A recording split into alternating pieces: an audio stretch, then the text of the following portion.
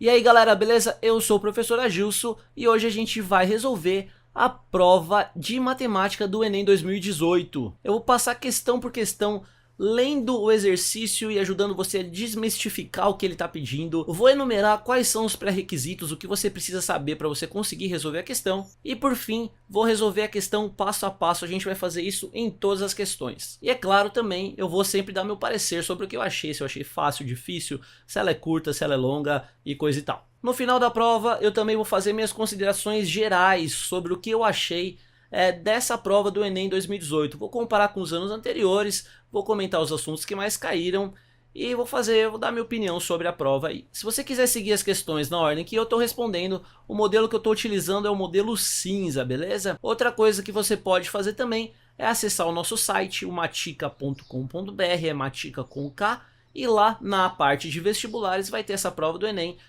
com as questões exatamente nessa ordem que eu estou resolvendo, tá bom? Então entra lá no matica.com.br, tem outros assuntos também, você vai curtir e estudar lá.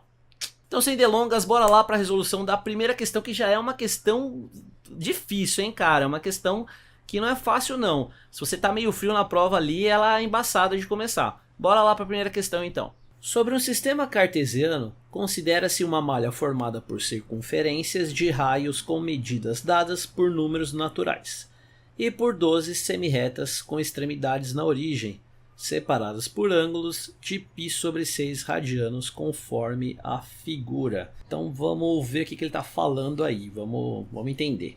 A partir da origem eu vou ter umas circunferências aqui, algumas circunferências, e ele fala aqui que os raios dessas circunferências, cadê aqui, ó, são dadas por números naturais. Então essa daqui vai ser uma circunferência de raio 1, adiante vai ter uma circunferência de raio 2, raio 3 e assim por diante. Além disso, tem 12 semirretas aqui, separadas por um ângulo de π/6 radianos, ou seja, 30 graus. Vamos continuar lendo aí. Suponha que os objetos se desloquem apenas pelas semirretas e pelas circunferências dessa malha, não podendo passar pela origem. Então vai ter um objeto aí que vai andar e ele só pode passar pelos lugares tracejados, tá? Ele não pode andar livremente pelo plano. Considere o valor de π com aproximação de pelo menos uma casa decimal. Então, se a gente for fazer conta, a gente tem que considerar aí que o π é 3,1, beleza? Para realizar o percurso mais curto possível ao longo da malha, do ponto B até o ponto A, um objeto deve percorrer uma distância igual a... E aí tem as alternativas aqui, que tem esses números aí. Vamos dar uma olhada aí o que o exercício está querendo primeiro. Basicamente, a gente precisa se deslocar do ponto A até o ponto B, fazendo o menor trajeto possível. Lembrando que a gente só pode andar em cima da malha, a gente não pode andar livremente pelo plano. Eu achei essa questão difícil. Eu acho que o que torna ela difícil primeiro que não fica muito claro, não é evidente, não é trivial, pelo menos eu considero assim, você descobrir qual que é o caminho mais curto do ponto A até o ponto B, considerando que a gente não pode fazer esse trajeto aqui em linha reta, a gente não pode fazer isso. Então, se a gente só pode andar por cima dessa malha, será que o trajeto mais curto é vir por aqui? Então aqui em cima da circunferência de raio 6 e depois descer até o ponto B. Ou, por exemplo, eu vim aqui pelo A até a circunferência de raio 4 e depois vim para cá para o ponto B. Essa da circunferência do raio 6 é visivelmente maior do que essa do raio 4 que eu fiz. Mas, por exemplo, se eu viesse do ponto A até a circunferência de raio 3, andasse aqui pela circunferência de raio 3 e depois me deslocasse mais um para o B, agora eu já não sei se essa diferença de ter andado um a mais aqui, eu não ganho ela sobre a distância da circunferência aqui, porque andar em cima de uma circunferência de raio 4, você vai andar mais do que se você andar em cima de uma circunferência de raio 3. Então eu acho essa questão difícil porque eu não sei dizer de primeira mão, assim, de antemão, só de bater o olho, qual que vai ser o caminho mais curto. Então a gente vai ter que fazer umas contas sim. Para fazer as contas, eu vou dividir o movimento em duas partes. O primeiro seria aí um movimento vertical, tá? Só que vertical assim, com relação ao... Não é vertical esse movimento, mas andando nessa direção aqui, tá? Então, essa é a direção número 1 aqui, ó, que eu estou chamando erradamente de vertical. E depois eu vou fazer um movimento que eu vou chamar aqui também, obviamente, de uma maneira errada, de horizontal, tá bom? Então, nessa direção aqui, que é basicamente o que a gente tem que fazer. A gente tem que descer, a gente tem que ir para a direita e descer. Então, vou dividir em dois movimentos. Primeiro, vamos analisar o movimento que eu estou chamando de vertical. Se a gente começar a se deslocar do ponto A sobre essa reta aqui, cada vez que a gente anda uma circunferência, a gente está se deslocando uma unidade. Então, daqui até aqui vale 1, daqui até aqui também vale 1, ou seja, do início até aqui vale 2, tá? E se eu andar mais aqui, eu vou andar mais 1, então daqui até aqui vai valer 3, e assim por diante. Isso tem que ficar muito claro para você, porque o exercício falou que as circunferências, elas têm raio dados por números naturais, ou seja, as circunferências vão aumentando, que feio esse desenho, vão aumentando de 1 em 1, raio 1, raio 2, raio 3. Então, se eu andar de uma circunferência para outra, tem que ser evidente que eu estou andando uma unidade, que é só a diferença desse raio para esse raio aqui, beleza? Então, sabendo disso, vamos continuar esse trajeto aqui. Eu vou partir do ponto A, vou descer até aqui onde eu já deixei marcado, e depois eu vou me deslocar sobre essa circunferência de raio 4, eu vou me deslocar até o ponto B, beleza? Quando eu faço isso, eu estou andando um setor dessa circunferência, ó. Eu não estou andando a circunferência inteira daqui até aqui. Nossa, que feio. Então a gente tem que calcular esse trecho do comprimento da circunferência. Para fazer isso, repara no seguinte. Eu vou pegar essa circunferência aqui e eu vou usar essas retas suporte que o exercício nos deu para contar aqui quantos setores tem. Olha só. Eu vou colocar aqui então 1, 2, 3 e assim por diante. E aí eu descubro que então que esse plano ele está dividido aí em 12 partes. Essas retas aí, suporte, dividem o plano em 12 partes. Repara que na circunferência a gente está andando 4 dessas partes. A gente está andando nesse trecho aqui. Ou seja, a gente está andando num trecho de 4 sobre 12. Simplificando aqui, a gente está andando sobre 1/3 da circunferência. Então, esse trecho que eu estou marcando agora de azul aqui, ele vai ser exatamente 1/3 do comprimento dessa circunferência. Por quê? Porque essa área aqui pega exatamente 4/12, ou melhor, ela pega aqui 1/3 da circunferência. Beleza? Estou riscando aqui feião, mas acho que já deu para entender o raciocínio.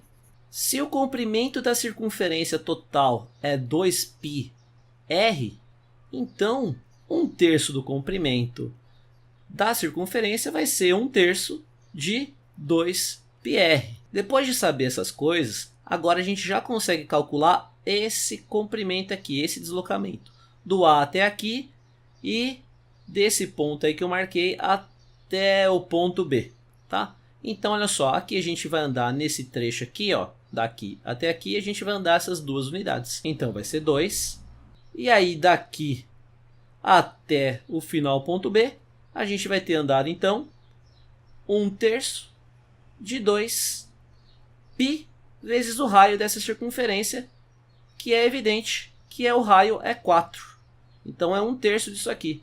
Ou seja, 2 mais 2π4 sobre 3. Beleza? Olha só. Eu só calculei o comprimento desse cara aqui. Tá? Mas, como eu disse no início do exercício, a gente poderia fazer outros caminhos. Por exemplo, vir até aqui e depois ir para o B. Ou vir até aqui e depois ir para o B. E ainda assim eu não sei qual que é o menor deles. Então vamos dar uma olhada nas alternativas, porque elas estão nos dizendo bastante coisa. Dá uma reparada nas alternativas. Repara que todas as alternativas ela tem um trecho aqui que é 2π alguma coisa sobre 3. Olha só, ela tem sempre esse padrão aqui. E depois ela tem mais um número inteiro, olha só. Repara nisso daqui. Esse formato das alternativas não é à toa. Isso daqui é exatamente aquela nossa fórmula lá. Olha, 2π vezes alguma coisa é o comprimento de uma circunferência alguma coisa. Ou seja, esse cara aqui é o raio. E sobre 3 é porque a gente está andando... esse 3 ficou errado aqui. É porque a gente está andando sempre 1/3 da circunferência, lembra? Então, meu amigo, esse primeiro pedaço aqui, ele representa o deslocamento de 1/3 do comprimento de uma circunferência de raio 1. Ou seja, ele está falando desse cara aqui, ó. Tá? E esse 8 aqui? Esse 8 é o deslocamento que eu tinha falado lá vertical. Olha aqui, ó. Vamos do A, anda 1, 2, 3, 4, 5. Depois 6, 7, 8. Então, esse primeiro trajeto A é o trajeto que eu fiz em laranja aí. Meu Deus, que seta feia. É o trajeto que eu fiz em laranja aqui. E o trajeto da alternativa B, qual que é? Bom, aqui ele está andando sobre uma circunferência de raio 2. Então, ele está falando desse cara aqui. E esse 6 aí, o que que é? Olha só. 1, 2, 3, 4, 5 e 6. A alternativa C está falando que ele está se deslocando sobre uma circunferência de raio 3. Então ele está andando esse trecho aqui. E esse 4 que está sobrando, olha só, ele é 1 aqui, depois 2, 3 e 4. Então, meu querido, você tem que estar em mente que esse número que está aqui, que é o raio da circunferência, ele também nos informa qual caminho que a alternativa está falando. E mais do que isso, mais importante, você vai perceber que todas as alternativas têm um caminho correspondente. Todas têm um caminho correspondente. Então, a gente tem que descobrir qual que é o menor número entre todas as alternativas. É isso que a gente tem que fazer. Então, é por isso que eu acho que esse exercício é realmente difícil, um exercício complicado, um exercício longo, difícil, que você tem que pensar. Se você está vindo frio da prova anterior e você estava com o modelo cinza, você pega essa questão aí de primeira, meu amigo, foi complicado para você. Eu digo mais, eu digo que se eu estivesse fazendo essa prova, provavelmente eu teria pulado essa questão para voltar ela quando estivesse mais quente ou num outro momento de prova. Porque é uma questão que eu não soube dizer ali de primeira qual que era o caminho mais curto. Eu ia ter que fazer essa análise das alternativas e isso toma tempo. E se toma muito tempo logo no início da prova, você pode ficar tenso. Isso pode abalar a sua psicologia, né? Você pode abalar a sua mente e você ter um desempenho ruim, né, ao longo da prova. Então eu digo que essa era uma questão que era assim, de repente plausível você pular de primeira aí para voltar nela depois, beleza? Mas uma vez que a gente sabe isso, então vamos fazer umas contas.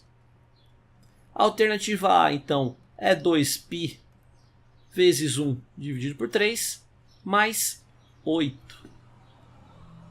O exercício falou para a gente considerar o π com pelo menos uma casa decimal. Então vamos fazer isso. Tá? Isso daqui vai ser aproximadamente, então, 2 vezes 3,1, que é o π com uma casa decimal, dividido por 3, mais o 8 lá. Fazer essa conta aqui, eu sei que vai dar 6,2 dividido por 3, mais 8. Professor, eu vou precisar fazer essa divisão? Meu amigo, eu digo que não. Eu digo que você tem que ser esperto e você tem que ganhar tempo sem fazer conta. Se liga na parte, se liga na mandinga que eu vou fazer aqui. Eu vou dividir esse 6,2 em dois pedaços, a parte inteira e a parte decimal. Então eu vou escrever aí o seguinte: 6 terços mais 0,2 terços mais 8. Tá? Por que eu fiz isso? Porque eu quero fazer essa divisão aqui. E eu vou deixar esse resíduo aqui para comparar com as outras alternativas. Então olha só, isso daqui vai ser 6 dividido por 3, vai dar 2, mais o 0,2 sobre 3, mais o 8. Esse 2 com esse 8 aqui, ele vai me resultar em 10. Então eu vou ficar com 10 mais 0,2 sobre 3. Isso é a alternativa A. Vamos fazer a mesma coisa na alternativa B. Ela é 2π vezes 2, tudo isso sobre 3, mais o 6. Então eu vou considerar o π igual a 3,1 e eu vou ficar então com 2 vezes 2, vai dar esse 4 aqui. Vai ficar 4 vezes 3,1 dividido por 3, mais esse 6 aí. 4 vezes 3,1 vai dar 12,4 dividido por 3, mais esse 6. Vou fazer a mesma coisa, só que mais rápido. Vou quebrar aqui na parte inteira e na parte decimal. 12 por 3 dá 4. Então vai ficar 4 mais esse 0,4 dividido por 3, mais o 6 que estava ali. Então vai dar 10 mais 0,4 dividido por 3.